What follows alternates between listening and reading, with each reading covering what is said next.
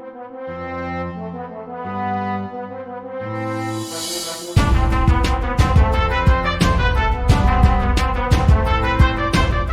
पिछले एपिसोड में हमने देखा आर्मिन, मिकासा और कोनी उस एबनॉर्मल टाइटन का इस्तेमाल करके HQ तक पहुंच जाते हैं, जिसके बाद आर्मिन एक काफी अच्छा प्लान बनाता है और उसके कामयाब होने पर सभी खुश होकर अपने गैस टैंक्स भर लेते हैं और HQ से निकल जाते हैं। लेकिन मिकासा की नजर उस एबनॉर्मल टाइटन पर जाती है, जिसके बाद हमें पता चलता है कि वो और कोई नहीं बल्कि एरन है।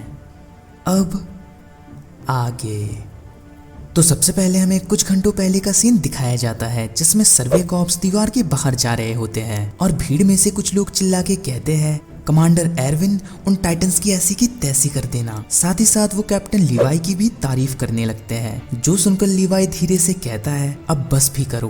तो हांजे कहती है, मुझे नहीं लगता कि वो तुम्हारी इतनी तारीफ करते अगर वो तुम्हें पर्सनली जानते होते। फिर गेट खुलने लगता है और हांजे कुछ ज्यादा ही एक्साइटेड हो जाती है। वो कहती है, हम फिर उन टाइटन्स के पास जाने वाले हैं, न जाने इस बार हमें कैसे टाइटन्स देखने को मिलेंगे। काश कोई अच्छा सा एबनॉर्मल टाइटन मिल जाए। और ये सुनकर लीवाई कहता है, सबसे बड़ा एबनॉर्मल तो हमारे ही बीच है। तो हांजी पूछती है, कहाँ पर? तो लीवाई उसका सिर अपनी तरफ करके कहता है, मेरा मतलब तुमसे था। फिर वो बाहर जाने लगते हैं। सर्वे कॉप्स का मेन काम दीवारों के बाहर जाके टाइटन्स के बारे में और भी ज्यादा पता लगाने का होता है। इसी बीच वो रास्ते में आने वाले सभी टाइटन्स को मार देते हैं। वैसे पहले के मुकाबले इनका सर्वाइवल रेट काफी अच्छा हो चुका है, लेकिन हर सर्वे के दौरान करीब 30% सैनिक शहीद हो जाते हैं। फिर हमें एक दूसरा सीन दिखाया जाता है, जिसमें हम एक सैनिक को देखते हैं जो कि एक टाइटन के मुंह में होता है और वो उससे कहता है, एक दिन तुम सभी टाइटन्स बस एक बुरा सपना बन के रह जाओगे, इंसानियत तुम्हारा वजूद मिटा देगी, मेरी बात याद रखना। और ऐसा कहकर वो उस टाइटन के मुंह में अपना ब्लेड घुसा देता है, जिसकी वजह से वो टाइटन उससे अपने दांतों से दबा देता है और वो सैनिक दर्द के मारे चीखने लगता है और कहता है, तुम सबकी मौत कैप्टन लीवाई के हाथों लिखी है। और तभी अचानक से लीवाई आकर उस टाइटन को मार देता है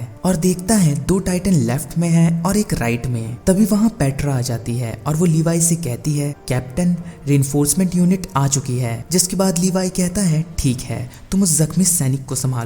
साथ ही साथ वो उन 2 दूसरे सैनिकों से कहता है, तुम दोनों उस राइट वाले को देखो, मैं उन लेफ्ट वालों को देखता हूँ। और ऐसा कहकर वो चला जाता है। फिर हम हांजे को देखते हैं और वो काफी मजे से जा रही होती है। फिर वो एक टाइटन के सामने रुककर कहती है, चिंता मत करो, मैं तुम्हें बिना दर्द पहुंचाए चैन की मौत दूंगी। जिसके बाद वो टाइटन उसे पकड़ने की कोशिश करता है, पर हांजे वहां से हट जाती है और उस टाइटन का काम तमाम कर देती है। उसके इतने मजे से टाइटन को मारते देख तो वो सैनिक भी चौंक जाता है। फिर हम लीवाई को देखते हैं और वो काफी बढ़िया तरीके से उनमें से एक टाइटन को मार देता है। फिर वो काफी तेजी से अपने 2 ब्लेड उस दूसरे टाइटन के आंखों में मार देता है, जिससे उस टाइटन को कुछ भी दिखाई नहीं देता और वो दर्द के मारे हिलने लगता है। पर लीवाई उसके ऊपर चढ़ के अपने गियर से 2 नए ब्लेड निकाल लेता है और फिर वो उस टाइटन को भी मार देता है, लेकिन अपने हाथों पे लगा खून देखकर कहता है, ये कितना घिनौना है। फिर वो पेट्रा और उस जख्मी सैनिक के पास जाता है तो पेट्रा कहती है, कैप्टन, मैं इसका खून नहीं रोक पा रही। पर ये सुनकर हमें लीवाई के चेहरे पर कोई भी एक्सप्रेशन दिखाई नहीं देते। जिसके बाद वो सैनिक लीवाई का नाम पुकारता है और लीवाई उसके करीब जाके कहता है, कहो, मैं सुन रहा हूँ। तो वो सैनिक अपना हाथ आगे करते हुए कहता है, क्या मैं इंसानियत के काम आया या फिर बिना कुछ बदलाव लाए ही मैं मर जाऊंगा? तो लीवाई उसका हाथ पकड़ के कहता है, तुमने काफी अच्छा काम किया है और आगे भी करते रहोगे, तुम्हारी ताकत हमेशा मुझ में जिंदा रहेगी। मैं कसम खाता हूँ, एक दिन मैं इन सभी टाइटन्स का नामो निशान मिटा दूंगा। लेकिन तभी पेट्रा कहती है, सॉरी कैप्टन, वो अब इस दुनिया में नहीं रहा। तो लीवाई पूछता है, क्या उसने सुना मैंने क्या कहा? तो पेट्रा कहती है, उसके चेहरे की शांति देखकर लगता है उसने सब सुना है। तभी एरविन वहां आ जाता है और लीवाई से कहता है, हम वापस जा रहे हैं। जो सुनकर लीवाई कहता है, क्या कहा? तुम भी जानते हो हम अभी भी और आगे जा सकते हैं, क्या मेरे सैनिक बेमतलब में मरे? तो एरविन कहता है, सारे टाइटन्स नॉर्थ में शहर की तरफ बढ़ रहे हैं, ये बिल्कुल 5 साल पहले की तरह है, शायद अब तक दीवार टूट भी चुकी होगी। फिर हमें एक दूसरा सीन दिखाया जाता है, जिससे लगता है एरन अपने फ्लैशबैक में है। वो एक टाइटन के पेट में होता है, जहाँ काफी सारी लाश पड़ी होती है, जिन्हें देखकर वो चीखने लगता है। पर तभी उसे एक आवाज सुनाई देती है, जिसमें एक लड़की कहती है, यहाँ बहुत गर्मी है मुझे घर जाना है। और वो अपने माँ को पुकारने लगती है, जिससे एरन को अपनी माँ की याद आ जाती है और वो सोचने लगता है आखिर हमारे साथ ऐसा क्यों हुआ, क्यों हमारा सब कुछ छिन गया, हमारी जिंदगियां, हमारे सपने। और ऐसा कहकर वो रोने लगता है और चिल्ला के कहता है मैं तुम सबको मिटा दूंगा, एक को भी नहीं छोड़ूंगा। जिसके बाद वो उस टाइटन के शरीर को चीरते हुए अपने टाइटन फॉर्म में बाहर निकलता है और कहता है मैं तुम में से एक को भी नहीं छोड़ूंगा, सबको मार दूंगा। और यही कहते हुए वो अपने फ्लैशबैक से बाहर निकलता है और सामने देखकर हैरान हो जाता है, क्योंकि काफी सारे सैनिक उन्हें घेर कर खड़े रहते हैं। तभी मिकासा एरन से पूछती है क्या तुम ठीक हो? फिर आर्मिन कहता है एरन मेरी तरफ देखो, क्या तुम मुझे सुन पा रहे हो?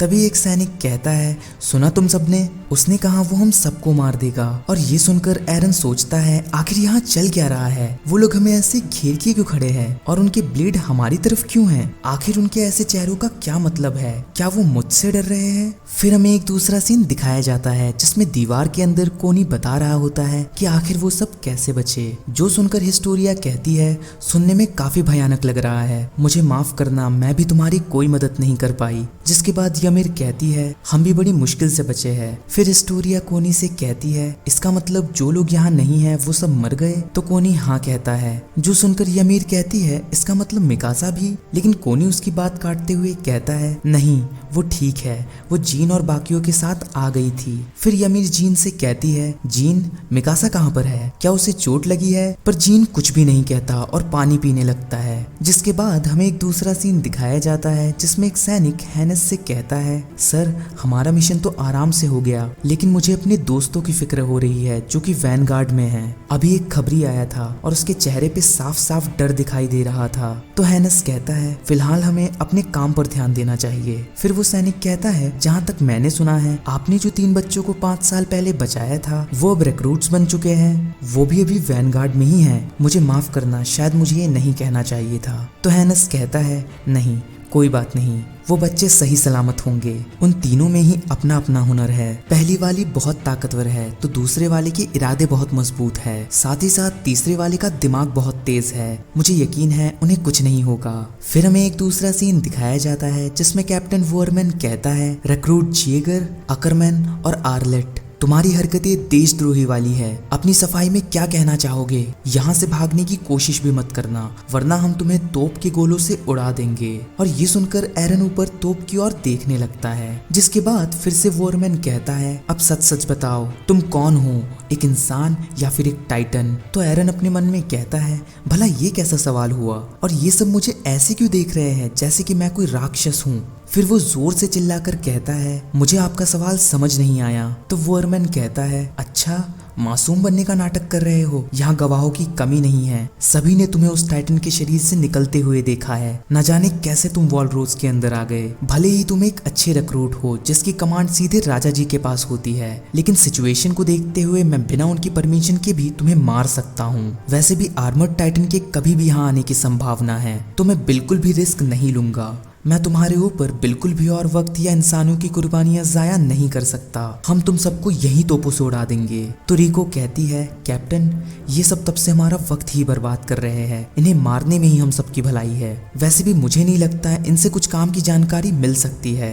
तभी एक और सैनिक कहता है हाँ कैप्टन अभी सही मौका है, अभी हम आसानी से उसे उसके इंसानी रूप में मार सकते हैं। तो मिकासा कहती है अगर किसी को मरने का मन कर रहा है तो शौक से आगे आओ, मैं तुम्हें अपनी स्किल्स दिखाने से बिल्कुल भी नहीं हिचकिचाऊंगी। जो सुनकर वोरमैन थोड़ा डर जाता है और इयान उससे कहता है कैप्टन एक बात है जो आपको पता होनी जरूरी है, वो मिकासा अकरमन है जो कि करीब 100 सैनिकों के बराबर है। उसे खोना इंसानियत के लिए एक भारी नुकसान होगा। फिर आर्मिन मिकासा से कहता है कि उनसे लड़कर कुछ नहीं मिलेगा, वैसे भी हम इन दीवारों के अलावा कहाँ जाएंगे, हमें कैसे भी करके उनसे बात करके इस सब का हल निकालना होगा। जिसके बाद फिर से वोरमैन वही सवाल पूछता है कि क्या तुम एक इंसान हो या फिर एक टाइटन? तो एरन अपने मन में कहता है मुझे सोच समझकर जवाब देना होगा क्योंकि यहाँ सिर्फ मेरे अकेले फैमिली की जिंदगी दांव पर नहीं है। जिसके बाद एरन चिल्लाकर कहता है मैं एक इंसान हूँ, जो सुनकर वॉरमैन कहता है माफ करना पर मेरे पास और कोई रास्ता नहीं है। जिसके बाद वो अपना हाथ ऊपर कर देता है और ऊपर खड़े सैनिकों को इशारा मिल जाता है फायर करने का,